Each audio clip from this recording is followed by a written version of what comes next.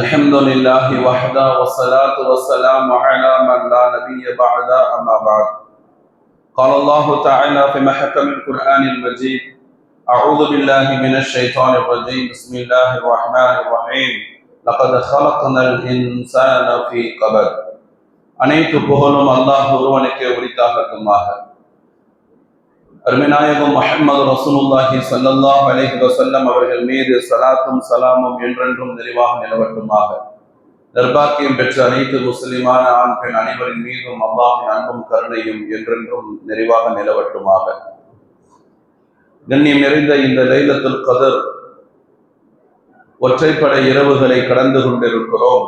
அல்லாஹ் அந்த லைலத்துல் கத்ர் இரவை அடையும் நற்பாக்கியத்தை நமக்கும் நம்மை சார்ந்த அனைத்து முஸ்லிம்களுக்கும் அல்லாஹ் வழங்கி அருள் புரிவானாக.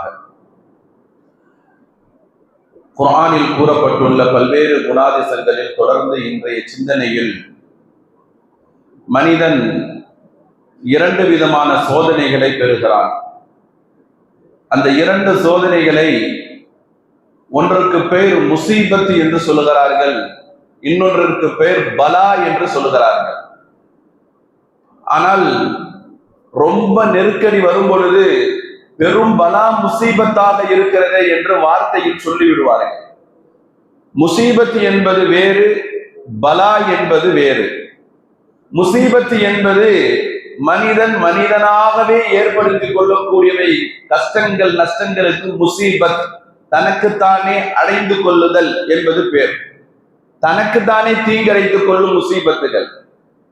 உதாரணமா ஸல்லல்லாஹு அலைஹி வஸல்லம் அவர்கள் சொன்னதை போன்று, எந்த வீட்டில சூரத்துல் பக்ரா ஓதப்படவில்லையோ அந்த வீடு மண்ணறையை போன்று இருக்கும், மண்ணறையை போன்று உள்ள சமம் என்று சொன்னார்கள் இல்லையா? இந்த மாதிரி சில பரக்கத்துகளை நாமவே தட்டி கழிப்பது இருக்கிறதே, இதற்கு பெயர் முசீபத்து என்று சொல்லலாம். அல்லாஹ் நம்மை அதிலிருந்தும் பாதுகாப்பானாக. பலா என்பது ஒன்று இருக்கிறது. இன்று நாம் பேசக்கூடிய முக்கியமான விஷயம் அதுதான், பலா. இது அல்லாஹ்வுடைய புறத்தில் இருந்து வருது. அல்லாஹ் நமக்கு தரக்கூடிய சோதனைகள் கொஞ்சம் கடுமையாகத்தான் இருக்கும். அவ்வளவு சீக்கிரம் நம்மளுடைய மனசு அதை ஏற்றுக்கொள்ளாது. நாம் ஒரு வழியிலே சுபிச்சமாக போய் கொண்டிருப்போம், நல்ல மரங்களாக, நல்ல தென்றலாக, நல்ல ரோடு கிளீனா எல்லாம் பக்காவா போய்கிட்டு இருக்கோம். திடீர்னு பார்த்தா குப்பமேடுகளா வரும், பள்ளமேடா வரும், முற்களா இருக்கும். என்ன செய்வது என்று தெரியாது. இது வண்டி ஓட்டுகிற நம்முடைய பிரச்சனை அல்ல, நாம போகிற பாதையில ஏற்படக்கூடிய பிரச்சனைகள். இது வாழ்க்கையில் நமக்கு அல்லாஹ் இப்படி சில நேரங்களில் சில பிரச்சனைகளை அமைத்து வைத்திருப்பான். குர்ஆனில் அல்லாஹ் சொல்லுகிறான், மா அஸாப மின் முஸீபத்தின் ஃபில் அர்தி வலா ஃபி அன்ஃபுஸிகும் இல்லா ஃபி கிதாபின் மின் கப்ல். நீங்க அடையிற எந்த சோதனையாக இருந்தாலும் அன்றைக்கு அந்த நேரத்துல உங்களுக்கு சோதனையை கொடுக்கணும்னு அல்லாஹ் நாடல. இந்த நேரத்துல உங்களுக்கு ஒரு சோதனை, காலைல எந்திரிச்சோம்னா இன்னைக்கு இந்த சோதனை, இந்த மாசத்துக்கு இந்த சோதனை என்று அல்லாஹ் நாடல. அல்லாஹ் சொல்லுகிறான், இல்லா ஃபி கிதாபின் மின் கப்ல். உங்களை எல்லாம் படைக்கிறதுக்கு முன்னால் உங்களுடைய ரிஸ்க் என்ன, உங்களுடைய அஜல் என்ன, நம்மளுடைய பிறப்பு இறப்பு இதை சார்ந்து உள்ள அனைத்து அனுபவிக்கிறதுக்கும் என்ன எழுதப்பட்டதோ அப்பொழுதே உங்களுக்கான சோதனைகளும் எழுதப்பட்டு விட்டது அல்லாஹ் சொல்கிறான். சொல்லிவிட்டு அல்லாஹ் சொல்கிற வார்த்தையை பாருங்க, சுப்ஹானல்லாஹ், அந்நபரஹா இன்ன தாலிக அலல்லாஹி யஸீர். அதை நீக்கிறதெல்லாம் எனக்கு ரொம்ப லேசுங்கிறான். அந்நபரஹா, அதிலிருந்து உங்களை வெளியே கொண்டு வர்றது எனக்கு கஷ்டம்லாம் கிடையாது. இன்னதாலிக அலல்லாஹி யஸீர், எனக்கு ரொம்ப நேசு. அப்ப நாம என்ன செய்யணும்? அதுதான் இப்ப பிரச்சனை. இப்ப நம்ம தீர்வு என்ன? இறைவன் புறத்திலிருந்து சோதனை வரும். அல்லாஹ் குர்ஆனிலே தெளிவா சொல்லிட்டான், வல நபுலுவன்னகும் பிஷைஇம் மினல் கௌஃபி வல் ஜூஇ வ நக்ஸின் மினல் அம்வாலி வல் அன்ஃபுஸி வஸ் ஸமராத்தி. அல்லாஹ் சொல்லுகிறான், நாம் உங்களுக்கு சோதனை தருவோம், பலா தருவோம். சில பயங்கள் உங்களுக்கு ஏற்படும், பசி ஏற்படும், உங்க சொத்துலையோ உங்க நீங்க சம்பாதிச்சதுலயோ சில நஷ்டங்கள் ஏற்படும், உயிர்ல சில சேதங்கள் ஏற்படும், நீங்கள் உண்ணுவதிலும் ஏற்படும். இது எல்லாத்திலும் நாம சோதனை தருவோம் சொல்லிவிட்டு வபஷ்ஷிரி சாபிரீன், ஆனால் அப்படியே கைவிட மாட்டோம். அல்லாஹ் சொல்லுகிறான், பொறுமையோடு இருப்பவர்களுக்கு நன்மாராயம் சொல்லுங்கள். பொதுவா ஏன் அல்லாஹ் சோதனை தரணும் பெருமக்கள்? ஏன் அல்லாஹ் நமக்கு சோதனை தரணும்? இங்க சோதனை தரக்கூடிய கண்ணீரோடு இருக்கக்கூடிய வலிகளோடு துன்பத்தோடு துயரத்தோடு இருக்கக்கூடிய மக்களுக்கு நான் சொல்ல வேண்டும் என்று ஆசைப்படுகிறேன், கேட்கிறேன். ஏன் உங்களுக்கு அல்லாஹ் சோதனை தருகிறான்? ஏன் தெரியுமா? அல்லாஹ்விற்கு யார் ரொம்ப பிடிக்குமோ அல்லாஹ் அவர்களுக்கு சோதனை தருவார். அல்-இப்திலா, சோதனை என்பது எதனால் கொடுக்கிறான் தெரியுமா? யாரு நல்லவர்கள் யாரு கெட்டவர்கள் என்ற அறியக்கூடிய சோதனையில் நாற்றம் பிடித்த ரூஹுகள், நாற்றம் பிடித்தவர்கள், அவர்களை எல்லாம் அல்லாஹ் விட்டுருவான். அவர்களை எல்லாம் அந்த தொற்ற மாட்டான். அந்த நாற்றம் பிடித்தவர்களிடம் இருந்து நறுமணமானவர்கள் யார் என்பதை அல்லாஹ் எடுக்கும் பொழுது நம்மிடம் சில வழிகள் வரத்தான் செய்யும். அது நமக்கு நோயாக வரலாம், நம்மிடம் இருந்து ஏதாவது இழப்பாக இருக்கலாம், நம்முடைய உறவு யாராவது நம்மிடமிருந்து பிரிந்து கொள்ளலாம். ஏன் இந்த சோதனை அல்லாஹ் தருகிறான்? நான் நன்றாக தானே இருக்கிறேன், நான் நிறைய தர்மம் செய்கிறேனே, நான் நிறைய தொழுகிறேனே, நான் எந்த விஷயத்தில் நான் தவறளித்து விட்டேன் என்றால் நாற்றம் பிடித்தவரிடமிருந்து நர்மமானவர்களை எடுக்கும் பொழுது இந்த சோதனைகள் வரத்தான் செய்யும். நபி ஸல்லல்லாஹு அலைஹி வஸல்லம் சொன்னார்கள், நீங்கள் என்ன சோதனைகள்? அஷத்துன் நாசி பலாஉன் அல் அம்பியா. ஸல்லல்லாஹு அலைஹி வஸல்லம், உங்களுக்கு எல்லாம் சோதனையே கிடையாது. உங்களை விட்டு இறக்கிறது, உங்களை விட்டு பிரியறது, நீங்க கஷ்டத்துல இருக்கிறது, ஏழ்மை வர்றது, கை போறது, கால் போறது, அந்த நோய் இந்த நோய், கண்ணீர்களால். அம்பியாக்களை விட துன்யாவில் யாரும் சோதனை மேற்கொண்டதே கிடையாது என்று சொன்னார்கள் ஸல்லல்லாஹு அலைஹி வஸல்லம். அஷத்துன் நாஸ் அல் பலா, சோதனையில ரொம்ப கடுமையானவர்கள் பெற்றவர்கள் யார் என்றால் பெருமக்களே நபிமார்கள். சையதுனா யூசுப் அலைஹிஸ்ஸலாத்து வஸலாம் அவர்களுடைய சோதனை, சொந்த சகோதரர்களுடைய திட்டங்கள், தன் தகப்பனாரிடமிருந்து வெளியே கொண்டு போனது. யாக்கூப் அலைஹிஸ்ஸலாம் அவர்கள் புள்ள இருக்கிறானா இல்லையா, ஓனாய் திண்டிச்சா இல்லையா, ரத்தத்தை கொண்டு வந்து காட்டினாங்களே, பிறந்த பிள்ளை காணாமல் போய்விட்டு 40 வருடம் 40 வருடம் பிள்ளை இல்லை என்றால் பிரச்சனை இல்லை, தீர்மானத்திற்கு வந்து விடலாம், பொறுமையோடு இருந்து விடலாம். ஆனால் பிள்ளையின் நிலை என்ன என்று தெரியாமல் 40 வருடம். குர்ஆன் சொல்லுகிறது, அவருக்கு ஏற்பட்ட சோதனையினால் அவருடைய பார்வை போனது. அல்லாஹ் சொல்கிறார், சோதனையினால் அவர் பார்வையே போனது. மீண்டும் அந்த பார்வையை நாம் கொடுத்தோம், மீண்டும் அந்த சோதனையிலிருந்து அவரை நாம் வெற்றிக்கு கொண்டு வந்தோம். எப்படி தெரியுமா? அவர் பொறுமையோடு இருந்தார். பெருமக்களை 3 விஷயங்கள் நான் சொல்ல விரும்புகிறேன். முதலாவது பொறுமை. நமக்கு ஏற்படுகிற சோதனையில் இந்த 3ஐயும் நாம் சரியாக செய்துவிட்டால் அந்த சோதனையிலிருந்து நாம் தப்பித்து விடலாம். முதலாவது பொறுமை. எங்கெல்லாம் அல்லாஹ் சோதனை சோதனை சோதனை என்று குர்ஆனில் சொல்கிறானோ அங்கெல்லாம் பஷ்ஷிரி சாபிரீன் சாபிரீன் சாபிரீன் வஸ்பிர், அல்லாஹ் சொல்கிறான் பொறுமை, பொறுமையா இருங்க, பொறுமையா இருங்க என்று அல்லாஹ் சொல்றான்.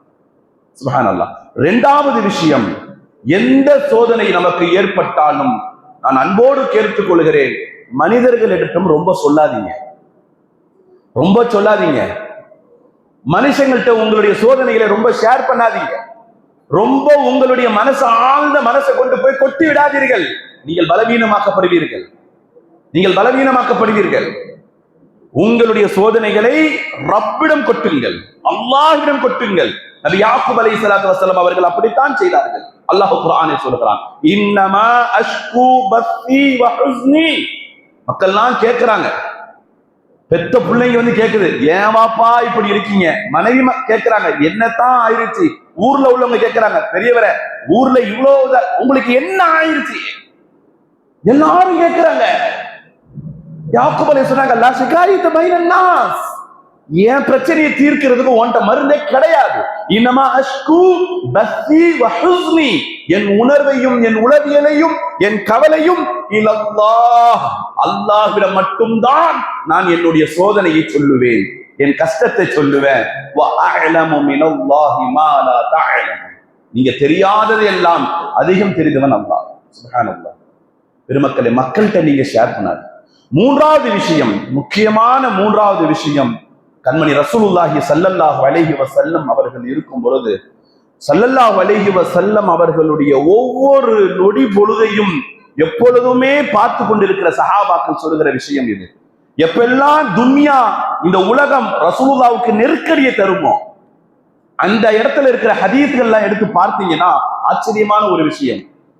அல்லாஹ் நம்மையும் அமலாக்க செய்திடுவானாக. இதலாக்கத்து துன்யா ரசூலுல்லாஹி ஸல்லல்லாஹு அலைஹி வஸல்லம், ரசூலுல்லாஹ்வுக்கு துன்யா நெருக்கடி ஆயிருச்சுன்னா, ரொம்ப கஷ்டம் வந்துச்சுன்னா, கண்ணீர் வந்துச்சுன்னா, மன உளைச்சல் வந்துருச்சுன்னா, ஏதாவது பெரிய இழப்பு தன் குடும்பத்திற்கோ தன் சமூகத்திற்கோ இந்த உம்மத்திற்கோ ரசூலுல்லாஹ் என்ன செய்வார்கள் தெரியுமா?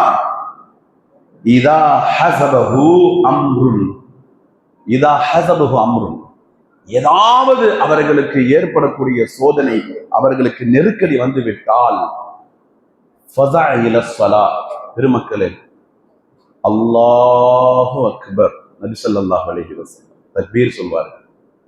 எந்த சோதனை வந்தாலும் தனக்கோ தன்னை சார்ந்து உள்ளவர்களுக்கோ இந்த துன்யாவில் நெருக்கடி ஏற்பட்டு விட்டால் ரசூலுல்லாஹி ஸல்லல்லாஹு அலைஹி வஸல்லம் செய்யற முதல் வேலை என்ன தெரியுமா? நேரா போய் உது செஞ்சுட்டு அல்லாஹு அக்பர், தக்பீர், அல்ஹம்துலில்லாஹி ரப்பில் ஆலமீன் ரஹ்மத், தொழுகை, தொழுவார்கள் பெருமக்களே. இது சாதாரணமான மருத்துவம் அல்ல.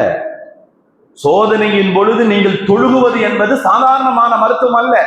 எனவே முதலாவது பொறுமை, இரண்டாவது யாரிடமும் எதையும் சொல்லாதீர்கள், மூன்றாவது நான் சொல்வது ரசூலுல்லாஹி ஸல்லல்லாஹு அலைஹி வஸல்லம் அவர்கள் வாழ்க்கையில் வளமையாக்கி தந்த அற்புதமான பழக்கம் தொழுகை.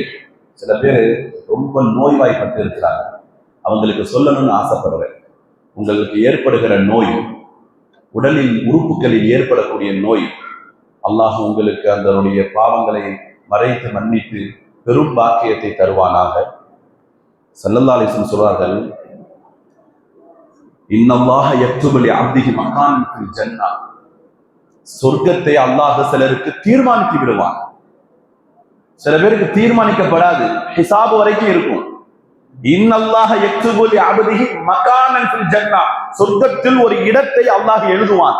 லா யஸிலுஹா பிஅமலிஹி, நல்ல விளங்கிக்கீங்க, அந்த சொர்க்கத்தில் இருக்கும் அந்த இடத்தை யாரும் தன்னுடைய அமலால் அந்த இடத்திற்கு போக மாட்டார். ஃபயப்தலிஹுல்லாஹ் ஃபித் துன்யா பில் அம்ராத், சில நோய்களை கொடுத்து அல்லாஹ் சிலரை சோதிப்பான். அல்லாஹ் அவர்களுக்கு நிவாரணத்தை தருவானாக. சில நோய்களை கொடுத்து அல்லாஹ் அவர்களை சோதிப்பான்.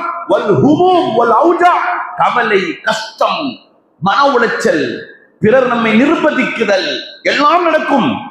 ஹத்தா யஸிலு இலா ஹாதிஹில் மகானா, அந்த சொர்க்கத்தில் எந்த இடத்திற்கு தீர்மானிக்கப்பட்டதோ அந்த இடம் இவருக்கு தான் என்று உறுதியாக ஆகும் வரை இந்த சோதனை அவர்களுக்கு இருந்து கொண்டே இருக்கும் என்று பெருமானார் ரசூலுல்லாஹி ஸல்லல்லாஹு அலைஹி வஸல்லம் அவர்கள் சொல்கிறார்கள். சுப்ஹானல்லாஹ். அப்படின்னா நம்ம நிறைய பேருக்கு நாம் செய்த அமல்களால் நமக்கு அல்லாஹ் சொர்க்கத்தை தரவில்லை, இந்த துன்யாவிலே நாம் பெற்ற சோதனைகளால் அல்லாஹ் நமக்கு சொர்க்கத்தை தருகிறார். அதுதான் ரஹ்மான். எனவே நோய்களோ சோதனைகளோ நிச்சயம் அது நம்மை இறுதியில் நல்ல முடிவுகளுக்கும் மறுமையில் பெரும் அந்தஸ்தையும் தரும் என்பதை மனதில் வைத்து பொறுமையோடு இருந்து அல்லாஹ்விடம் மட்டுமே உதவி தேடுங்கள். அல்லாஹ் அனைத்து சோதனைகளை விட்டும் நம்மை பாதுகாத்து தந்தருள் புரிவானாக. வ ஆகிரு தஅவானா அல்ஹம்துலில்லாஹி ரப்பில் ஆலமீன்.